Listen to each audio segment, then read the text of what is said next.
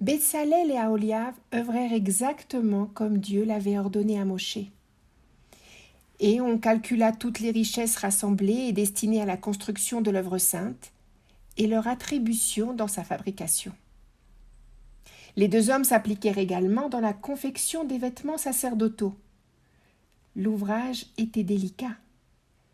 Pour l'éphod, ils laminèrent des lingots d'or qu'ils découpèrent en fils pour les entremêler aux fils d'azur, de pourpre, d'écarlate et de lin, et former ainsi un joli tissu damassé.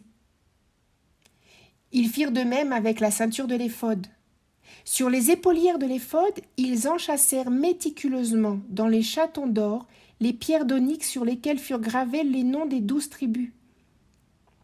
Elles seront portées par le grand prêtre, comme pierre du souvenir des enfants d'Israël. Le pectoral, lui aussi, nécessitait un ouvrage minutieux, fait d'or, d'azur, de pourpre, d'écarlate et de lin retors.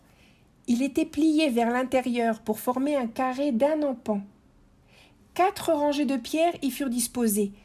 Dans la première rangée, le rubis, l'émeraude, le grenat. Dans la deuxième rangée, le nophère, le saphir et le diamant. Dans la troisième rangée, l'améthyste, le topaz et le cristal. Et dans la quatrième et dernière rangée étaient disposés la turquoise, l'onyx et le jaspe. Tout enchâssé dans de l'or.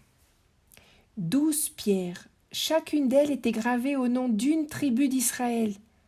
Le pectoral était précieusement et fermement attaché par le haut aux épaulières de l'éphod et par le bas sur la ceinture de l'éphod.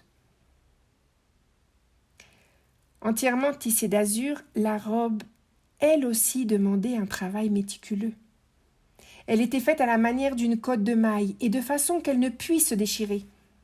Sur la bordure basse furent ajoutées des enjolivures de grenades d'azur, de pourpre et d'écarlate à brun retors, qui alternaient avec des clochettes d'or pur.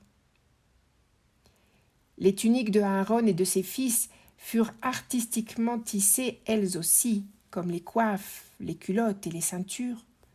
Le tzitz, exécuté en or pur, était noué par un ruban d'azur et sur sa plaque frontale était gravé « Consacré au Seigneur ». Tout avait été exécuté selon les directives données par l'Éternel à Moshe. Tous les ouvrages ainsi fabriqués furent ensuite apportés à Moshe afin que lui-même les assemble et les dispose.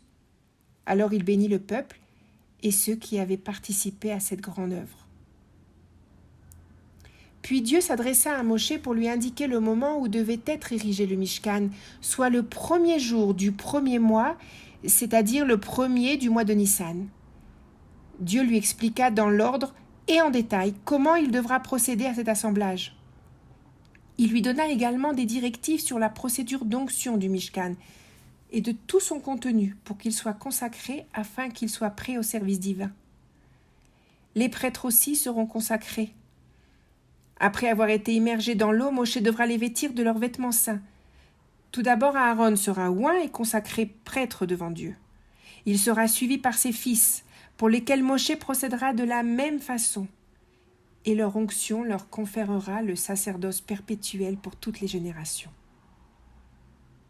C'est donc presque une année après être sortis d'Égypte que fut édifié le Mishkan. Et ce fut Moshe qui assembla et érigea le tabernacle, disposa chaque ustensile et accessoire et finalement installa la structure externe autour du parvis, exactement comme l'Éternel lui avait ordonné. Tout était prêt. La nuée enveloppa la tente d'assignation et la majesté du Seigneur remplit le tabernacle. L'intensité de la manifestation divine était si forte sur l'Ohel Moed que Moshe ne pouvait y pénétrer. Toute la maison d'Israël était témoin de cette nuée qui couvrait l'Ohel Moed le jour et du feu qui y brillait la nuit. Les enfants d'Israël ne se déplaceront dans le désert que lorsque cette nuée se retirerait du dessus du tabernacle.